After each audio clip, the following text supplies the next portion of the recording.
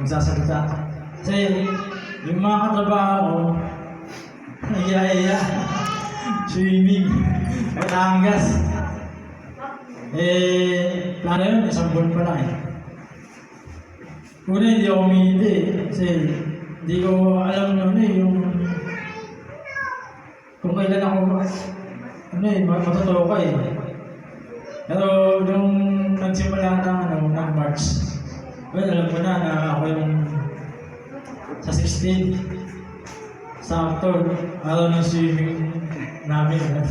Kaya nung BNS na out pa naman, ang magabog sa atin, tinil mo dahil. Tapos nung kahapon, tinatanong na ako, saan mo ka ba gawin po? Sabi ko, hindi. Ako yung mukha ako eh. Tatayo sa harapan nga. Kami na lang pangaralan mo, sabi ko nga nila. Oo, maganda yun sila pangaralan ko. Pero, alam mo, nalalam sila eh.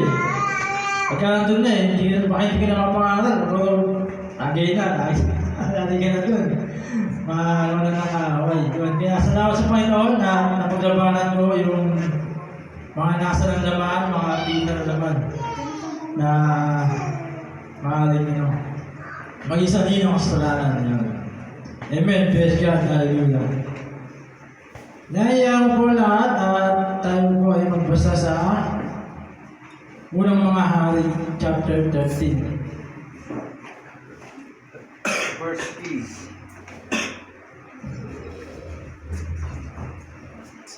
Chapter 13 13:1 to 26. to 26. 36. 26. Okay. Tayo po lahat ay tumayo at tayo magbasa ng banal na kasulatan sa aklat ng Hari, mga Hari, unang Hari, chapter 13 verses 1 to 26.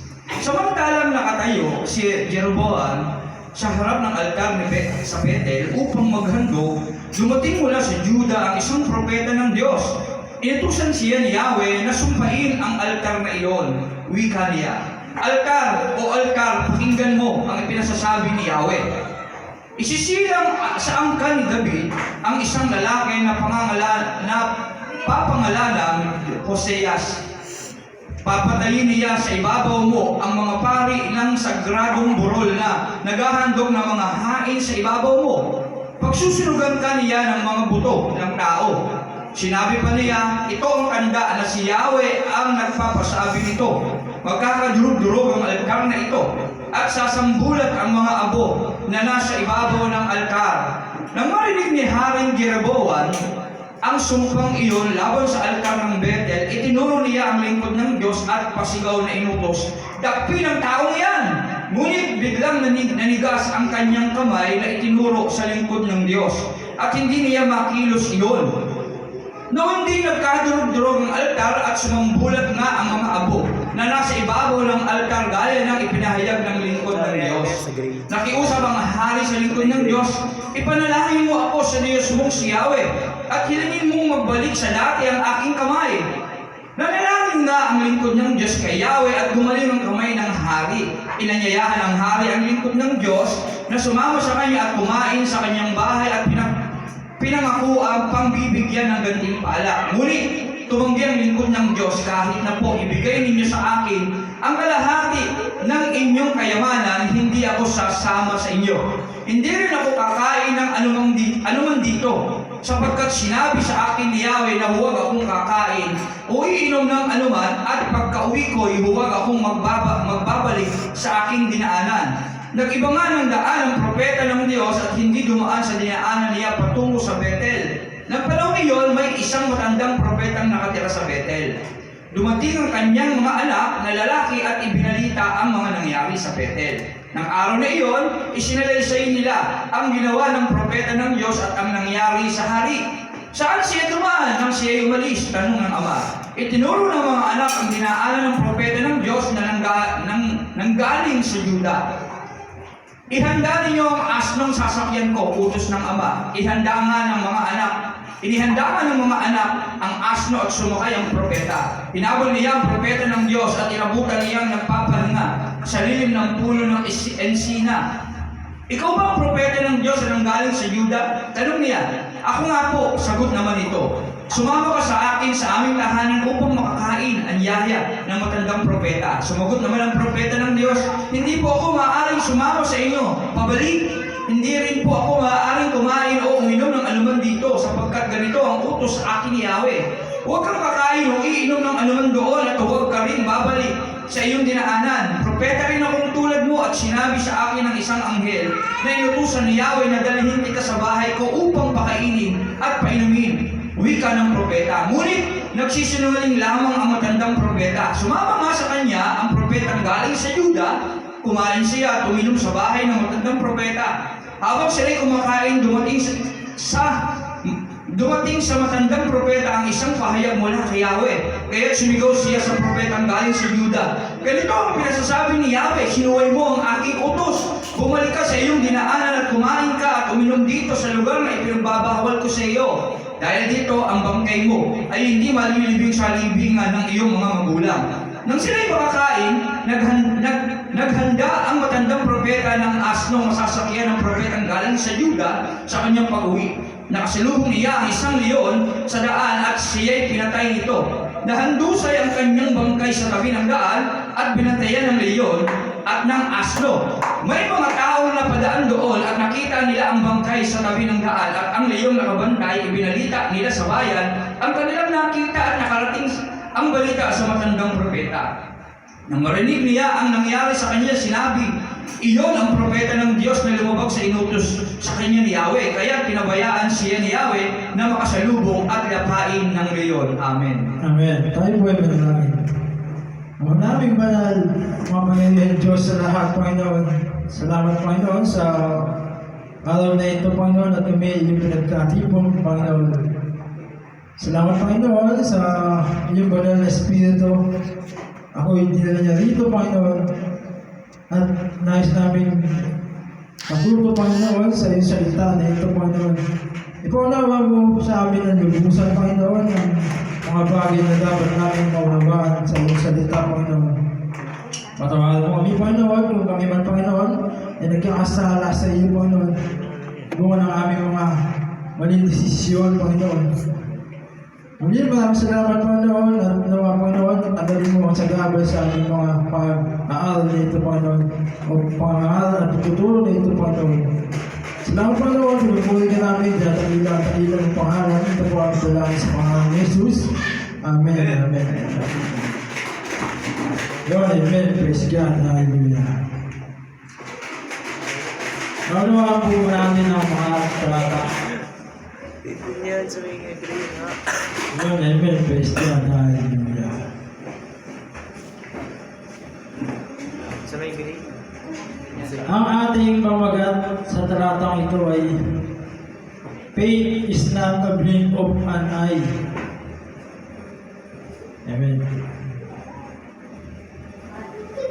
Ang pananampalataya ay hindi isang mata. Dito, sa talatang ito, yung kwento na ito, maganda rin ito, na tumutukoy sa ating mga Kristiyano, mga believer, mga totoong Kristiyano, mga peking Kristiyano.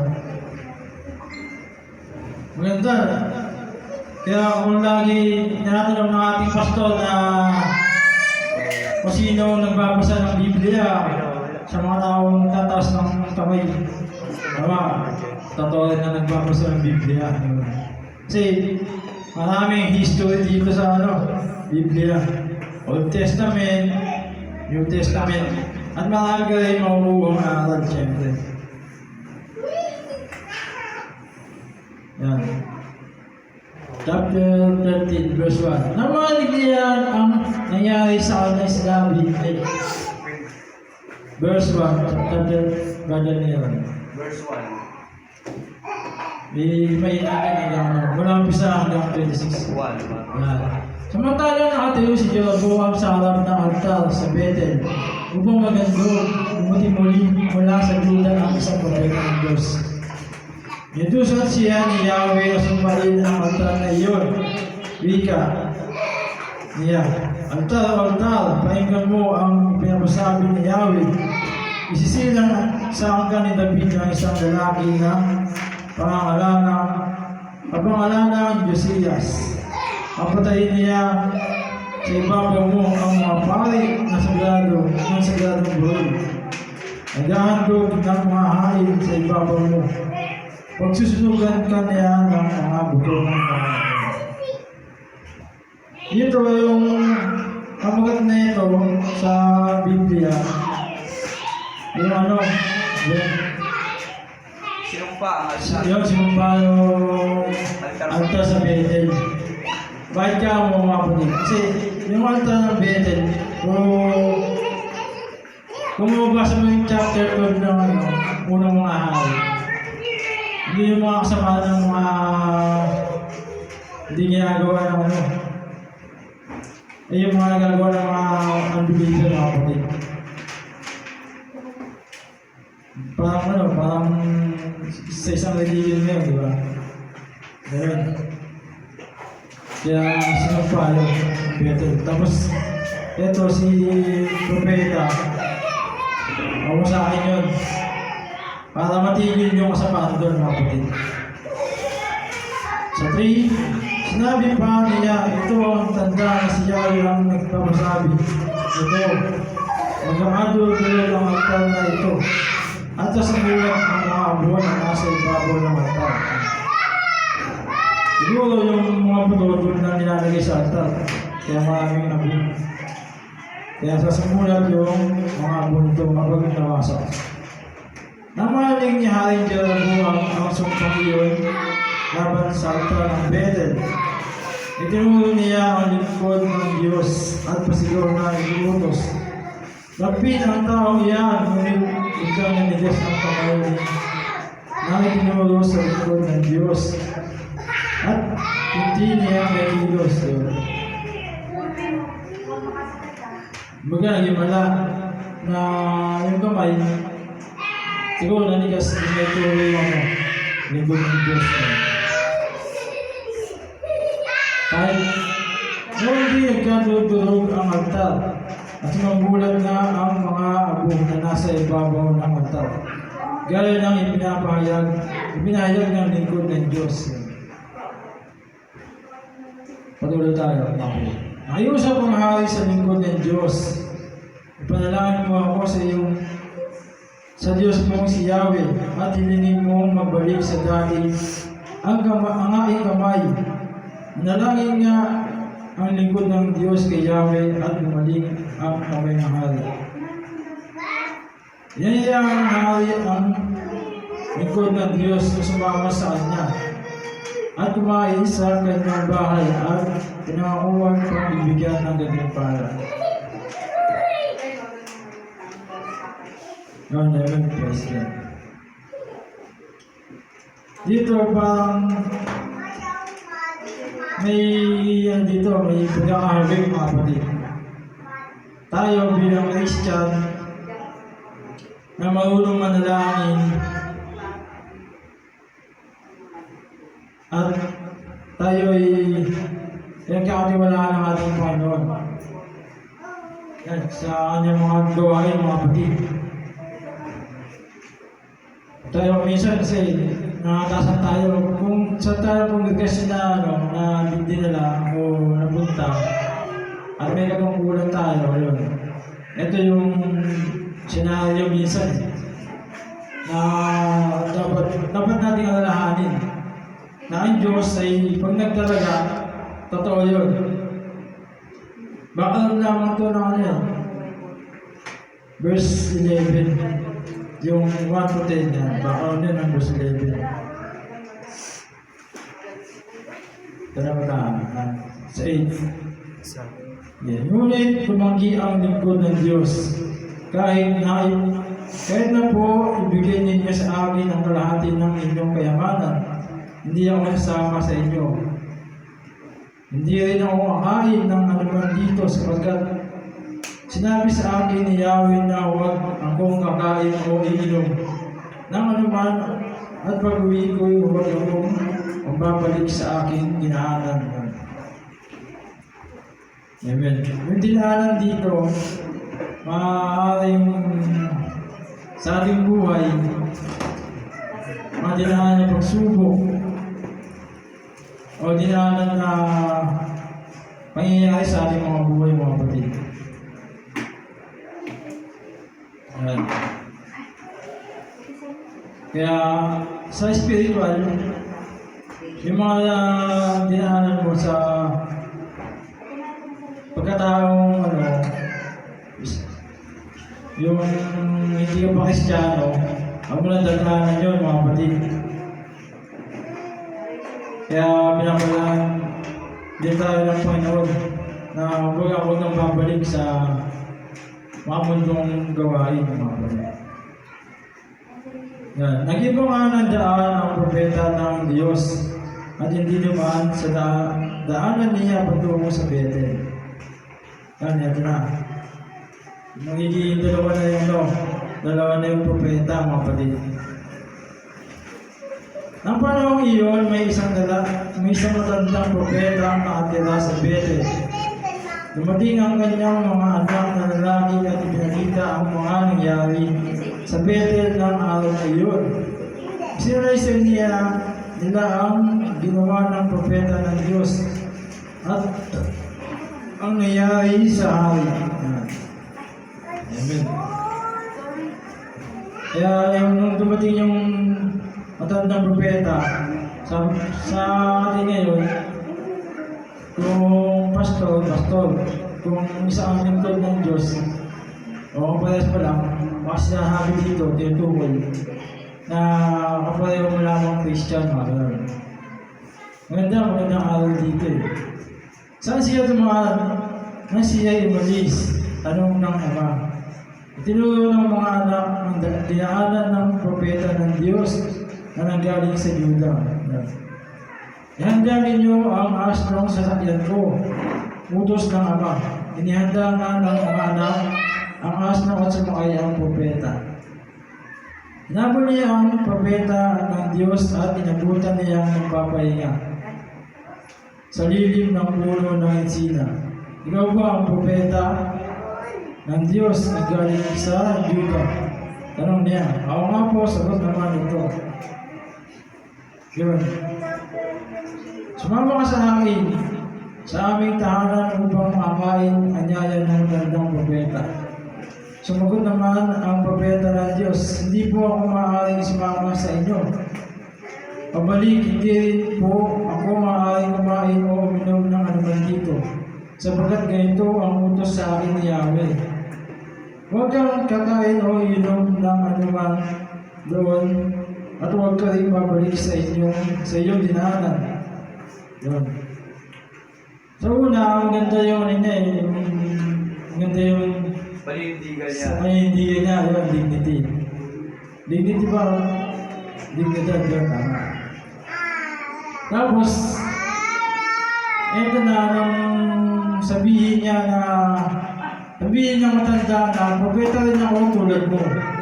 Yan, sa 18. Propeta rin ako tulad mo at sinabi sa akin ng isang anghel na inutusan ni Yahweh na dalhin kita sa bahay ko upang painin at painumin.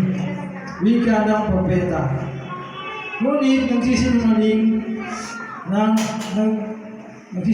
lamang ang matandang propeta. Yun. Nagsisinungaling lang pala.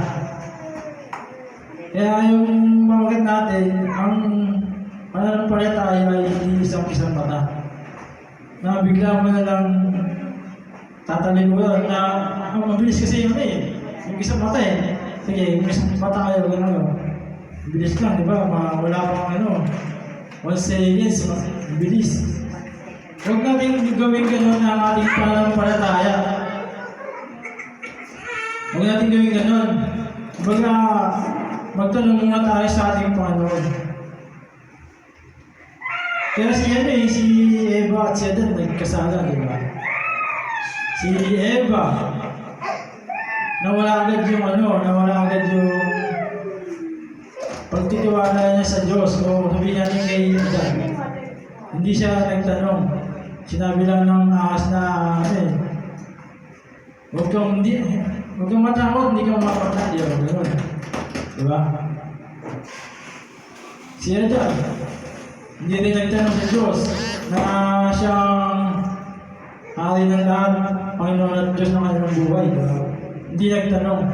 Kaya yun, kaya pananampalataya natin, laki pa natin ng limited. Huwag natin gawin isang mata lamang. Magtanong mo muna sa Diyos kung ano ang dapat mong gawin. Hindi yung pagin, sinabi na, propeta rin ako tulad mo. Diba, kunyari, sa mga bataan, halimbawa lang ka, Christian din ako tulad mo. Yun, no? Anong gagawin mo, di ba? Magtanong mo muna sa sa head ng head ng sambahayan. Yun, ng church, mga gano'n. Para hindi ka magkasala. Kasi, magkakasala ka lang, magkakamali ka, di ba? Kaya ito, verse 19. Sumama nga sa kanya ang propetang galing sa Juda. Kumain siya at uminom sa bahay ng matandang propeta. Habang sila ay kumakain, dumating sa matandang propeta ang isang payag mula kay Yahweh. Kaya sumigaw siya sa propeta ang galing sa Juda. Ito ang ipinapasabi ni Yahweh. Sinaway mo ang aking utos. Napakabigat yan, di ba? Masabihan ko pala na gano'n. Iimpak na agad sa'yo, di ba? Sinaway mo ang aking utos. Kunyari, sinabihan ka, di ba? May nagutos sa'yo, kunyari, mataas sa'yo. Kunyari, sa trabaho. Sinaway mo ang aking utos. Ang gagawin ko sa'yo, diyan ka muna, upo mo na dyan. Hindi kita mapakainin. Wala kang break time. Masakit din yun, gutom ka na. Doon, pero mas malalim pa na kaunawan, isipin natin, tayo ay sa spiritual. Kaya huwag tayo agad-agad maniwala. Yun, bumalik ka sa iyong dinaanan at kumain ka at uminom dito sa lugar na ipinagbabawal ko sa iyo. Yun, kaya bawal nga yung lugar ng Bethel, maraming kasama kasi doon. Dahil dito ang mga mo ay hindi malilibing sa libingan ng iyong mga magulang. Nang sila'y makakain, ang ganda ang matandang propeta ng asang masasakyan. Galing sa Juda. Sa kanyang pag-uwi ng kasalubong niya ang isang leon sa daan at siya'y pinatay nito. Nakandusay ang kanyang bangkay sa tabi ng daan. At binantayan ng leon at ng asno. Kumbaga, yung bangkay ng tao, napahiya pa, napahiya kasi nakandusay lang. Hindi na asikaso. Kumbaga, nasa daanan lang sa kalsada. Yun.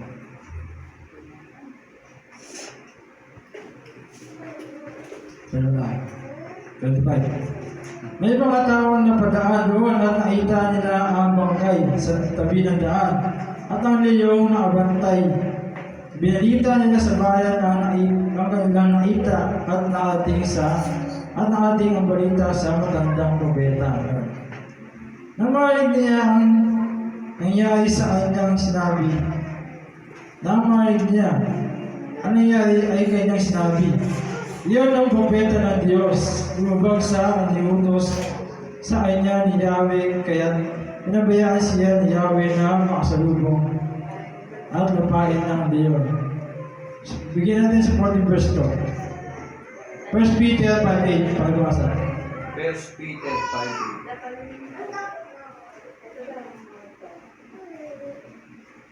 Amen. 1 Peter 5:8. Maging handa kayo at magbantay. Ang diablo, ang kaaway ninyo ay parang rayong umaatungal at aali-aligid na naghahanap ng masisila. Amen. Lord, amen. Praise God. Nakatakot din, di ba? Leon, si diablo. Si isa lang, di ba? Maging handa kayo at magbantay. Bantayan yung mga desisyon, mga kapatid. Ang diablo ang kaaway ninyo. Diablo ang kaaway natin, ay parang rayong umaatungal. Naghihintay ng mga kain lagi, mga kain. At legit na naghahanap ng masila. Amen. Masila. Mapupunta sa kanyang patibong. Akainin niya niya. Amen. Praise God. Hallelujah.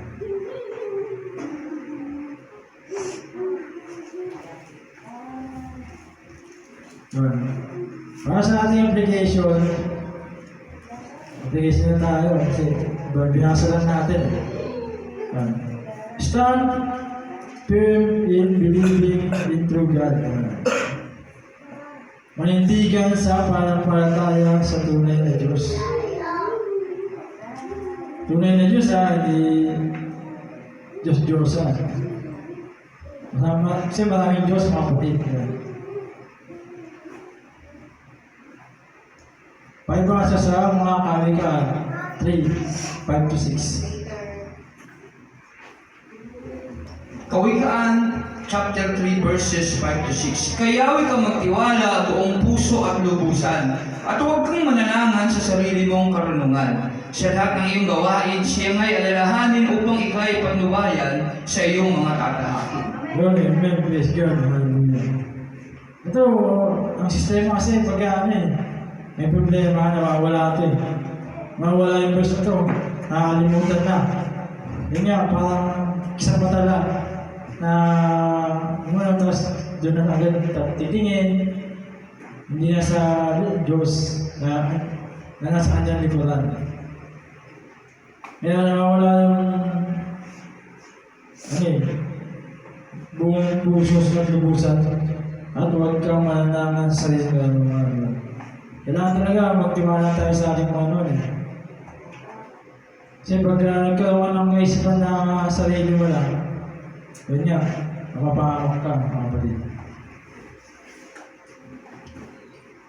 Sa lahat ng iyong gawain, siya ay alalahanin upang ikaw ay pagbabayad sa iyong mga tatahain. Yan. Amen. Praise God. Magiging alalahanin natin, Panginoon. Ako, patotoo ko sa buhay ko.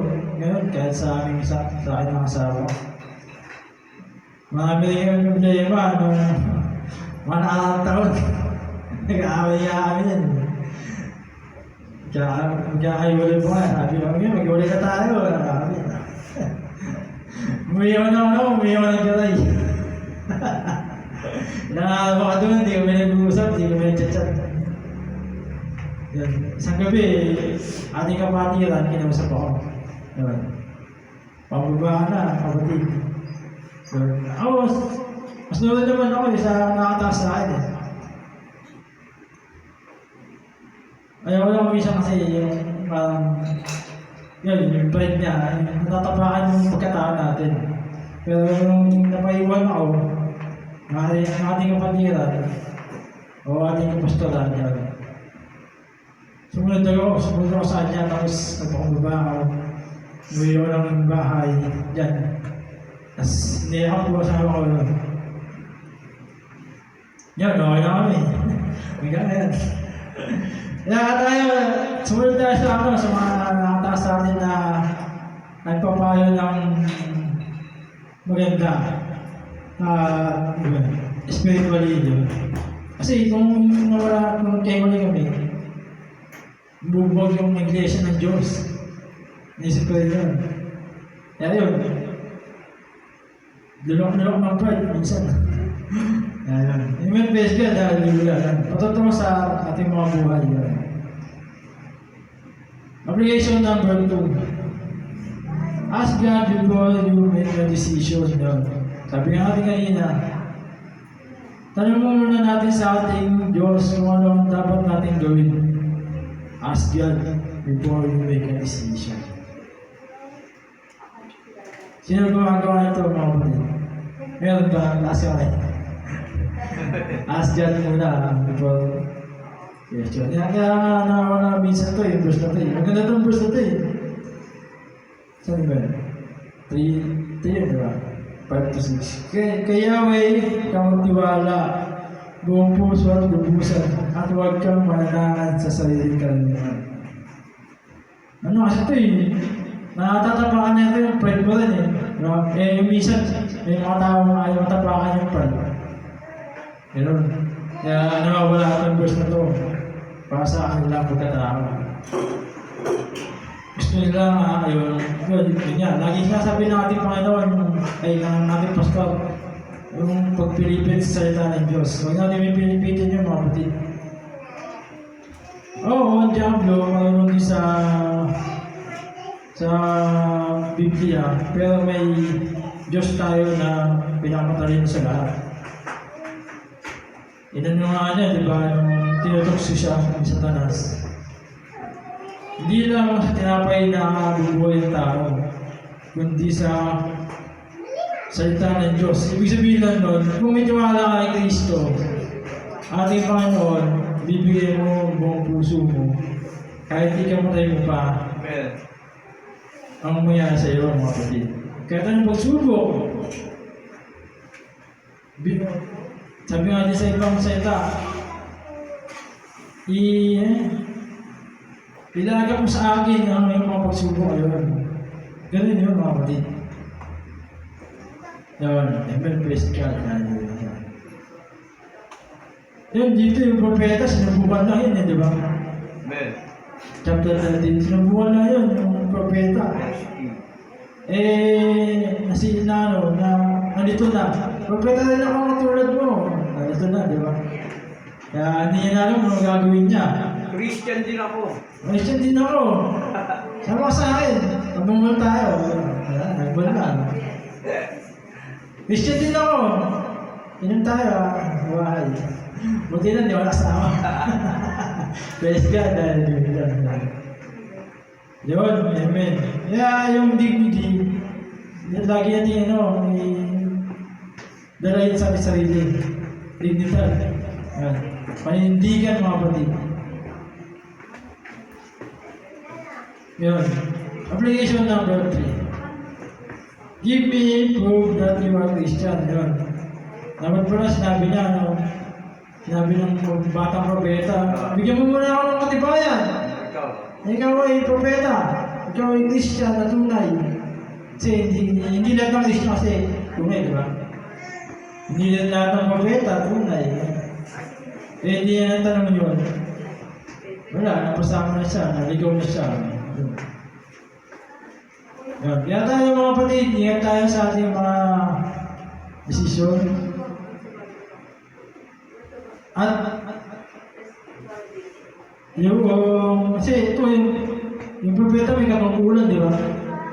Yung katungkulan natin, huwag natin sangkalan, di ba? Para hiwain lang, pag-hiwain lang ng yung niya, yung bangkay niya, nakandusay lang, di ba? Pinagkutay-kutay lang ng leon. Kasi yung katungkulan niya, iniwan niya yung katungkulan niya di ba? Iniwan niya lang, kaya tayo, may mga katungkulan dito, taas naman. Yan, yung katungkulan natin, huwag natin babaliwalain. Yan, yan. Application number 4. Do not be attracted by the things of the flesh. Yun. Huwag na tayo ma-attract sa nasa na naman, nakapita na naman. Yun nga, pagkain. O kung ano man inihain dun sa propeta, di ba, may lechon dun. Lechon. Nakikita niya, di ba? Manok, salad, huwag tayo ma-attract dun, mga kapatid. May kwento nga din, doon sa talak din. Si Pastor, yung nakikita ko. So, si Pastor Jose, Pastor Jose. Jose, no? Siya, nangangalan daw siya. Tapos, ako nangangalan siya, dito, sa congregation nila. May isang bumada daw sa pinto ng church sila. Tinawag siya. Ibigay ko sa ito, kapatid. Sumama ka lang sa akin, sabi niya. Pastor siya. Nireview niya agad, nireview niya yung Diablo. Yun.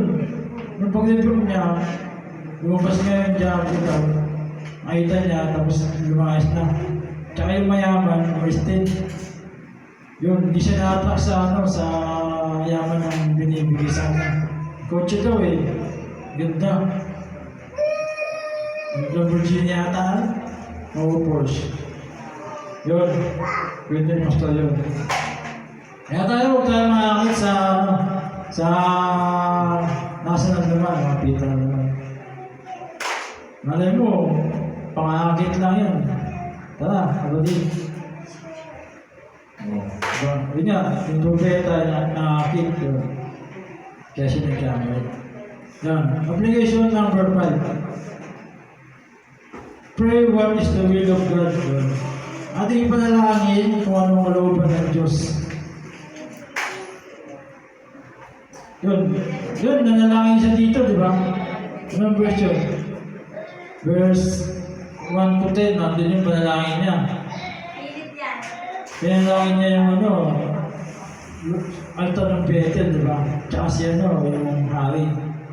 Okay, di ba tayo? Ganun din. Nawala rin ito sa kanya eh. Yung nakita niya yung propetang nakakatanda sa kanya. Hindi mo na siya sumanggunin, manalangin sa ating Panginoon. Lord, kalooban po ba na may sa Panginoon? Kaso, walang gano'n, hindi siya nagtanong, di ba? Kaya yan, tanong din natin sa ating Panginoon kung ano ang kalooban ng ating Panginoon sa ating mga buhay. Yun eh, para sa ating conclusion, pakibasa sa Jeremiah 17, verse 7 to 8. Jeremiah 17. 7 to 8. Jeremiah 17, 7 to 8. Jeremiah chapter 17 verses 7 to 8. Mapalad ang mga taong nagtitiwala kay Yahweh. Pagpapalain ang umaasa sa Kanya, katulad niya ay isang punong kahoy na nakatanim sa tabi ng batisan.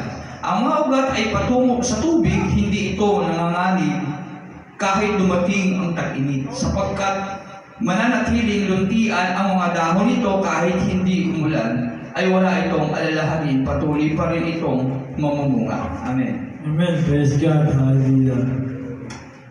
Yun, kaya tayo, huwag natin mawala yung tiwala natin sa Panginoon. Tayo mapalad ng mga tao ng titiwala kay Yahweh. Magpapalain ang mga sasada. Trust God, mga kapatid. Trust God. Katulad niya isang punong kahoy na nakatanim sa tabi ng bansa. Ang mga ugat ay patungo sa tubig. Hindi tayo maubusan ng tubig. Kasi patungo sa tubig eh. Ganyan. Pagka tubig yung pinag-usapan, marami itong pag-aaral mga kapatid sa Biblia. Pambautismo, tubig. Pag nauuhaw, tubig. Yun, amen. Bless God. Hallelujah. Hanggang dito lang ang ating pag-aaral mga kapatid. Kaya naman ay gaya sa ating pamagat, faith is not a blink of an eye. Hindi isang mata ating pananampalataya mga kapatid. Na agad mawawala, agad tatalikod. Yan. Kaya yung mga backslider, alam ko, kung siguro sa problema sa bahay, hindi natin may sisi, maraming problema kasi. Pero kung titiwala ka sa ating Panginoon, malalaman mo ang kapangyarihan ng ating Panginoon. Amen. Praise God. Hallelujah. Yan. Tayo po natin tumayo at tayo po ay manalangin. Yan. Father in heaven, salamat Panginoon, salamat po Ama at ng Anak at ng Diyos Espiritu Santo. Patuloy mo kami pinapagnibayan Panginoon sa aming buhay na tinatahak patungo sa iyo, Panginoon. Napakarami man ng pagsubok dito sa mundong ibabaw na ito, Panginoon. Patuloy mo pa rin kami binibigyan ng lunas, Panginoon, upang kami ay tumawag sa iyo, lumapit sa iyo, Panginoon, at pagtiwalaan ka ng lubos ng aming mga puso, aming mga isip, aming mga kaluluwa, Panginoon. Dahil ikaw lamang, Panginoon, aming Diyos, Hari at Panginoon, ang aming mga buhay na ito, Panginoon. Wala nang ibang dapat pag-alayan pa ito, Panginoon. Gaya nga sa iyong salita, sino makapaghiwalay sa iyo? Ang kamatayan ba? Ang pagsubok o ang mga pigati dito sa mundo, paghihirap? Wala. Wala makapaghiwalay sa iyo, Panginoon. Kaya dapat lamang talaga na kami ay manampalataya at magtiwala sa iyo, Panginoon. Patawaran mo kami, Panginoon, sa aming mga pagkukulang sa iyo, sa mga pag-aaral sa iyong salita, Panginoon. Kulang man kami dito, Panginoon. Ay patawaran mo kami, Panginoon, at lubaan mo kami ng ibanal na Espiritu, Panginoon, upang lalo pa namin magawaan ang iyong pinapagawa, ang iyong kalooban sa aming mga buhay, Panginoon. Muli, maraming salamat, Panginoon, at panabayan mo rin, Panginoon, ang aming mga kapatiran, Panginoon, na wala rito, Panginoon. Dahil kami nagmamahal din sa kanila, Panginoon, gaya mo. Na kami man ay tao lamang, Panginoon, at ingatan mo sila, Panginoon, saan mo sila nararoon, Panginoon. Muli, maraming salamat, Panginoon, pinupuri ka namin, tinatailan ang pangalan, ang lahat ng Diyos, ay ang lahat ng anak ng Diyos ay Amen. Amen.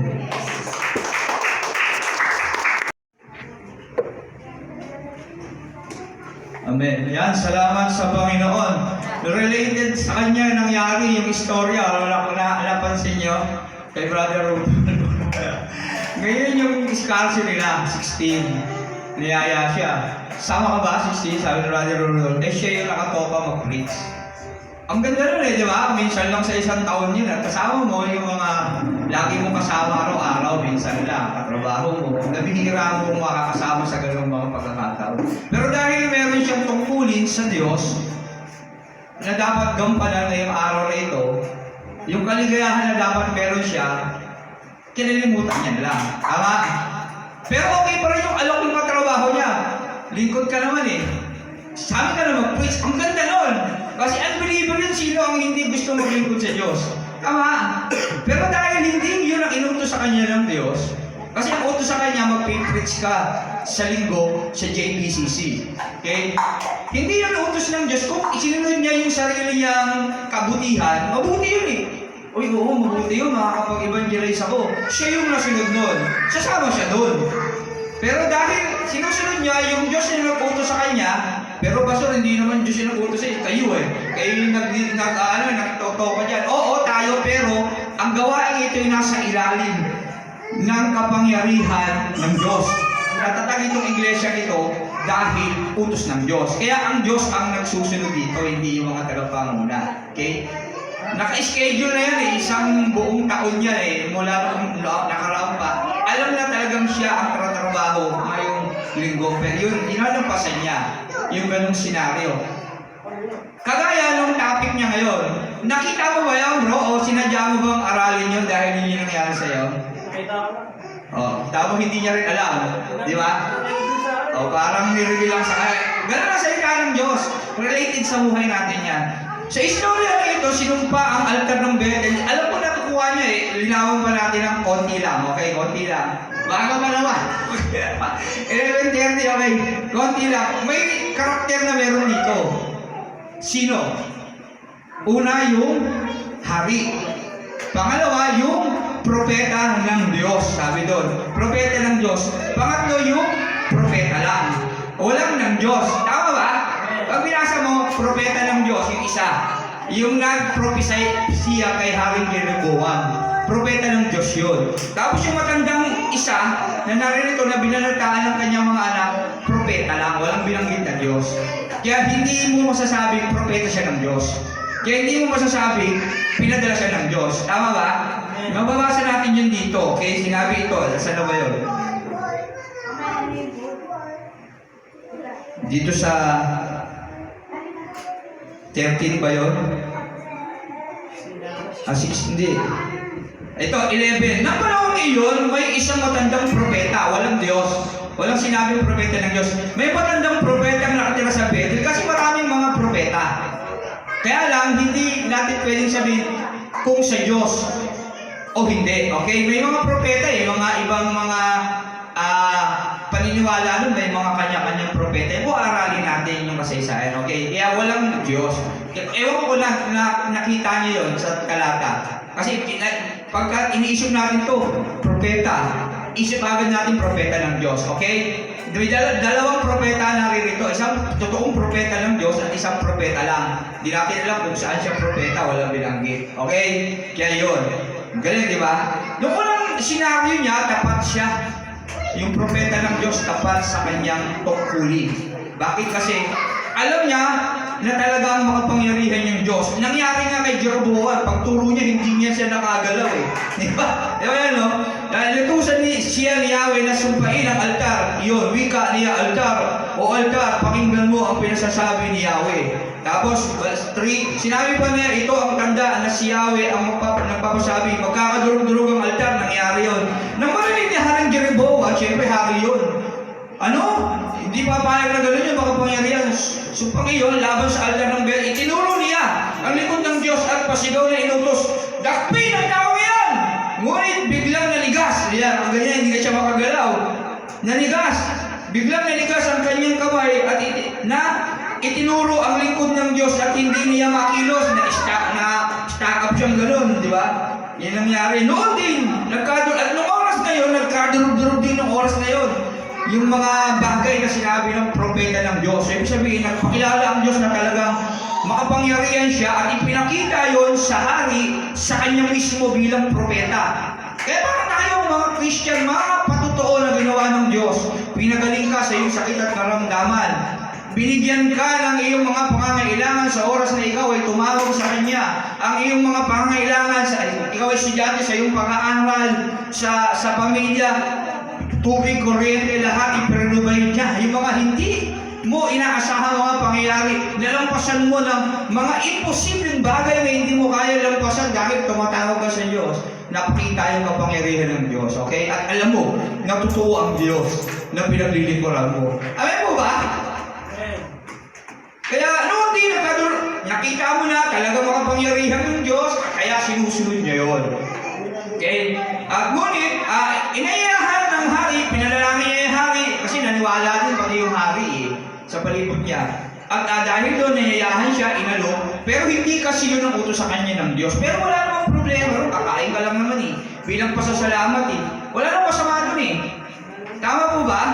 Napansin niyo, wala namang masama sa sinasabi ni Jeroboam sa kanya na kumain ka pa, bibigyan pa kita ng kasi pinag-pray mo ako Tama, bilang pasasalamat, pakainin ka ng masarap, tapos bigyan pa kita ng kayamanan. Pero ang sabi niya, kahit bigyan niyo pa yung kalahati ng inyong kayamanan.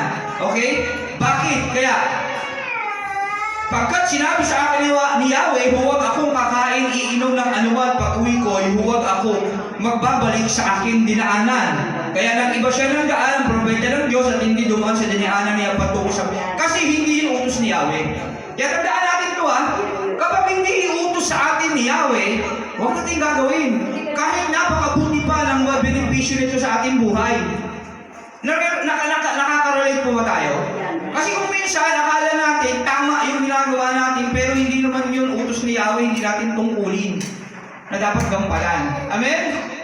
Nare-relate yung buhay natin dito Sa akin, nangyayari ko sa totoo lang Hindi naman utos ni Yahweh ginagawa ko dahil alam kong mabuti para sa akin at sa aking pamilya. Okay? Ganun ang nangyayari dito, pero sinunod ng propeta ng Diyos yung utos ni Yahweh. Nalampasan niya yung senaryo na yun, na inalok siya ng kayamanan, kahit ikayaman niya pa, talagang tinanggihan niya, sapagkat hindi yung utos sa kanya ni Yahweh. May pangalawang senaryo na nangyari. Yung propeta na tinatawag ngayon, na nakabalita sa ginawa ng propeta ng Diyos sa Bethel, ay hinabol siya. Okay? Ito sa buhay naman natin, ito na yung parang kapwa natin, kala natin, Kristiyano din. Okay? Kasi dalawa, sabi ni Brother Rudolph, totoo. Dalawang klase ang lingkod ng Diyos. Isang totoo at isang hindi totoo. Isang kambing at isang tupa. Yan, tandaan natin ito, maging matalino tayo. Sa lahat ng pagkakataon, kasi ang Diablo ay parang yung umaatungal. Gagawa ng paraan yan para masila tayo. Kaya dapat verifikahin natin kung tunay ba talagang lingkod ng Diyos yung isang tao na nag-aalok sa atin ng mga bagay na pwede natin gawin din. Okay? Yung unang senaryo, nalampasan niya eh. Okay eh. Talagang lumalakad siya sa panuntunan ng Diyos. Pag sinabi ng Diyos, ginagawa niya. Pero sa pangalawang senaryo, at ang kapwa niya na propeta ang lumapit sa kanyang pakilala eh. Propeta din ako. Okay? Tapos, sinabi sa akin, nagsisinungaling lang. Yung propeta na yun. Hindi kang pinanggit, propeta siya ng Diyos. Kung propeta ng Diyos yun, sigurado, totoo sasabihin yun. Sabi dito, nagsisinungaling lang. Naniwala siya. Okay? Kaya tayo, kapag may nangyayari sa ating ganyan, at inaakit tayo na hindi natin magawa yung ating tungkulin sa Diyos, tama yung sabi ni Brother Rudolph, balik tayo sa Diyos. Tanungin natin ang Diyos. Balik tayo sa kanyang mga salita, alalahanin natin yung tungkulin natin sa kanya. Hindi ka kasi tinawag para doon sa bagay na yun. Tinawag ka para gawin yung tungkulin na dapat mong gawin. Amen?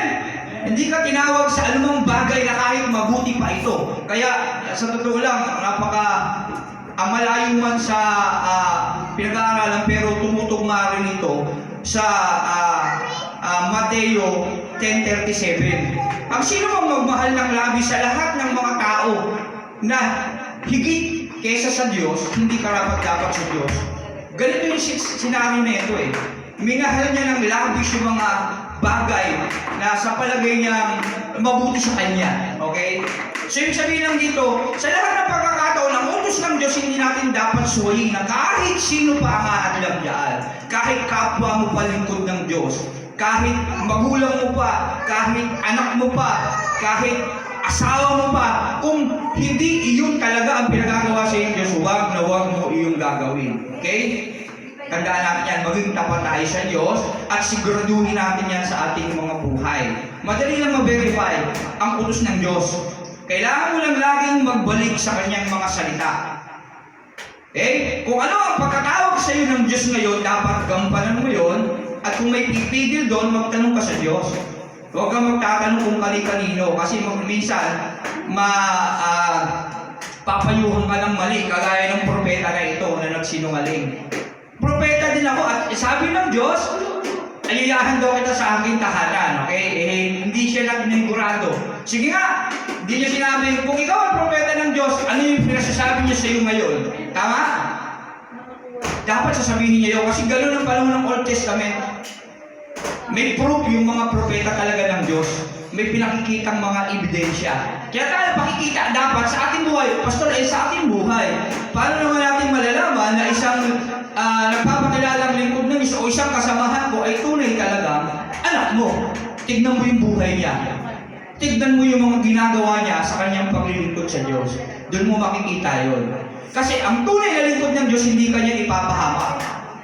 Tama po ba? Ipupus ka pa niya na gawin mo yung tungkulin mo sa Diyos. Huwag ka nang tumulad sa akin. Makasalanan din ako, kagaya mo. Tignan mo ang Diyos lagi na nag-uutos sa iyo gawin ng mga bagay. Tama po ba? Pero kapag ikaw, hinahadlangan ka ng isang tao para hindi mo tugdin ang iyong katungkulan, mag-isip ka, baka kagaya ng isang propeta dito na hindi mo alam kung sino yung pinaglilingkuran niya. Amen? Tinuturuan tayo ng talatang ito na maging tapat sa Diyos na tumawag sa atin. Amen? Na kahit anong mga hadlang o pagsubok o alok ng mundong ito, hindi ka matitinag na sumunod sa totoong Diyos na kinilala mong mga pangyarihan na nagpakita sa iyo ng mga bagay na kamangha-mangha. Amen? Kaya, yung title niya, ang pananampalataya, hindi ito isang kurap ng mata kasi sa isang kurap ng mata, maaaring tayo ay mapahamak. Amen? Kaya tandaan natin may dalawang karakter, dalawang propeta, isang propetang totoo ng Diyos at isang propetang hindi totoo. At nandiyan ang hari na yaman ng mundo na nag-aalok sa'yo na ikaw ang pipili. At nasa desisyon mo yun.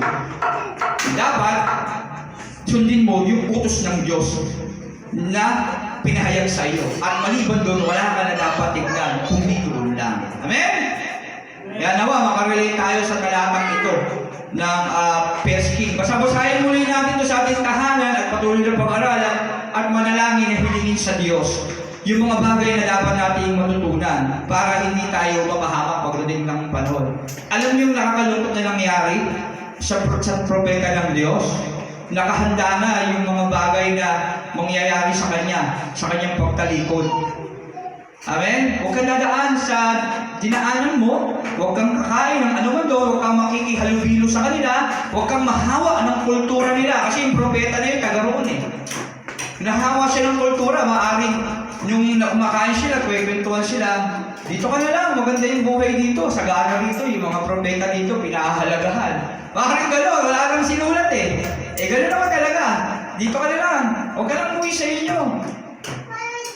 Inutos naman sa akin ng Diyos, ito eh. Ako nga, ito nga, ang ganda ng buhay ko dito. Dito ka na lang, huwag ka lang umalis. Pero hindi kasi yun ang inutos sa kanya ng Diyos. Ano nangyari sa kanya? Sa kanyang pag-uwi, may nakaabang na liyong pala na lumapa sa kanya at nangyari sa kanya yung sinabi ng Diyos sa kanya na huwag kang kakain ng mga pagkain na nandoon sa lugar ng Bethel. Okay? Ano ibig sabihin sa buhay natin yun? Huwag tayo makikihalubilo sa mga taong hindi totoong sumasamba sa Diyos. Yung mga gawa nila, yung mga bagay na inaalok nila, huwag tayo makikibagay sa kanila. Bagkus, balik tayo sa Diyos at sundin lang ang inuutos ng Diyos sa atin. At kung maaari, tayo ang manghatak sa kanila patungo sa Diyos. Ang kailangan natin gawin, magpakumbaba sa Kanya at matutong sumunod sa totoong inuutos ng Diyos sa atin. Amen? Kaya kinain siya ng leon. Tama, yung sinabi dyan. Kaya ang sarap niyang basahin. Ako nakita ko agad, nga. Tama nga yung mga nangyari ito.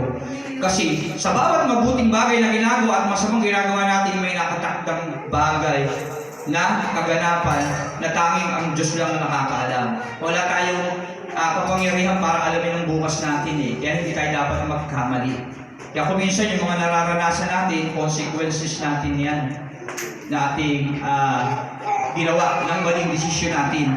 Kagaya kasi tayo nito eh, yung propeta, madali tayong matangay sa mga bagay na inaalok ng mundo at dahil doon nagkakaroon tayo ng mga consequences. Kaya para maiwasan yun, sunod na tayo sa Diyos. Huwag natin hayaan yung pananampalataya natin mawala sa isang iglap lang. Sayang! Yung panahon na hinugol natin na nananalig tayo sa Diyos. Gumising tayo ng maaga, nag-devotion tayo, nag-prayer meetings tayo, nag-attend ka ng Sunday. Ilang mga taon ka lang lumipas sa iglesyang ito. Tama? Na ikaw ay nakaranas ng mga biyaya ng Diyos na pinagkaloob niya para sa iyo. Mawawala lang sa isap ng mata. Tama po ba? Kaya magtuloy tayo sa ating mga tungkulin sa Diyos. Huwag tayo tumulad sa mga anghel na iniwanan ang kanilang mga tungkulin sa langit. At nakahanda na ngayon ang kanilang mga parusa. Okay?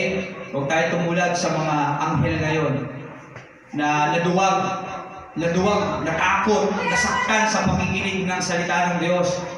At dahil doon, hindi na nagpatuloy. Kasi napakasakit talaga ng salita ng Diyos. Ito ay parang tabak na magkabili ang talim. Bakit? Kasi gusto nitong disiplinahin tayo. Gusto nitong gawin natin yung tama na dapat natin gawin. Gusto ng Diyos na maging karapat dapat tayo sa buhay na walang hanggan na nararapat para sa atin. Kaya nasa sa atin ang desisyon. Ulitin ko lang, ang buhay natin ngayon ay nasa sa atin na.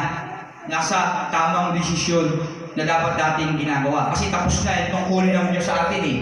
Napatay na si Jesus Christ sa cross. Muli na siya nabuhay, nugasan na ating kasalanan, tayo na lang ang magdedesisyon kung paano tayo susunod. Ikaw ang naghahawak ng kaligtasan mo. Tayo. Amen? Kaya gamitin natin ang lahat ng ating mga nalalaman at ating natuklasan para bigay sa pagsambalataya sa ating nag-iisa at tunay na Diyos. Amen? At kahubagan natin yung mga tao na sa palagay natin mapapahamak pagdating ng panahon. Hanggang maaari, hatakin natin sila muling pabalik sa Diyos. Hanapin natin ang mga tupa na naliligaw. Okay? Salbatan natin ng Diyos sa tungkuling meron tayo kasi kahit ganito tayo, binigyan niya tayo ng pagkakataong maglingkod sa Kanya. Amen? Palakpakan natin ang Panginoon. Sa Kanyang lahat ng parangalan at puri. At nawa, marami pang revelasyon ng Diyos sa atin. Ulitin natin itong basahin sa ating mga tahanan. Aklat ng mga Hari, chapter 13. Ito yung buhay natin, paglilingkod sa Diyos. Okay? At sa Kanyang lahat ng papuri. Pakimatay na, Brother Niron. Yan, announcement.